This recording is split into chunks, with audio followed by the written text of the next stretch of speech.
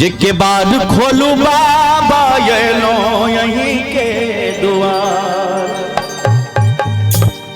सुनब हमें दुखरा खौसल विपत के पहाड़।